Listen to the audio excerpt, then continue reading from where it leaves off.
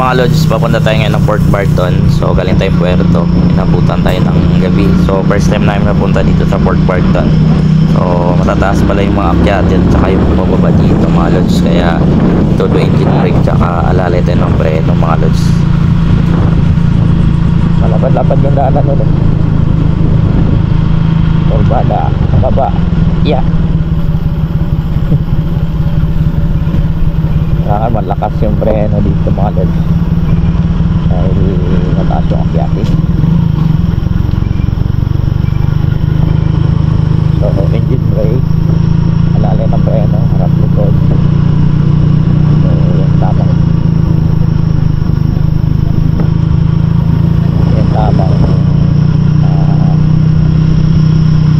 pagpababa, ganito yung gagawin ko.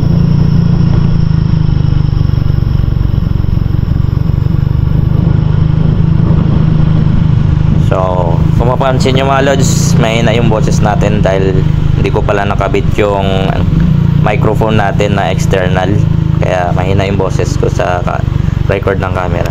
So dito may nakasalubong kaming 4 wheels. So after nyan mga lods, wala na halos tayo makitang mga bahay sa gilid, puro na po yan gubat tsaka yung damo. So makitid yung daanan dito, kaya ingat, todo ingat lang sa mga kurbada, kaya mabagal yung takbo namin.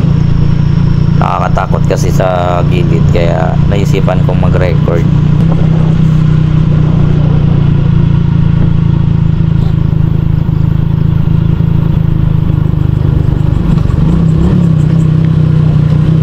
Taas.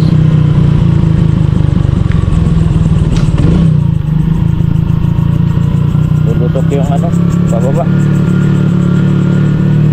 So pansin nyo dito mga lods ay nakapremera na tayo sa pababa, dahil sobrang bulusok yung pababa dito. Hirap ako sa preno ko, harap likod, kaya nag engine brake kami dito dahil grabe yung bulusok ng pababa dito mga lods.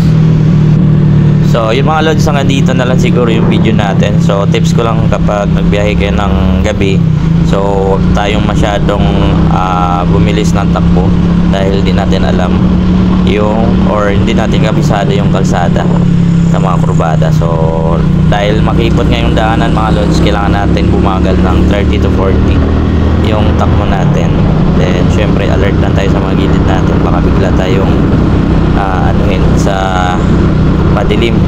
First time kong nagbiyahe na walang halos bahay sa gilid mga lods, kaya nakakatakot. So kung may camera kayo, mag-record po kayo mga lods, para in case na may mangyari sa inyo, at least naka-record po kayo.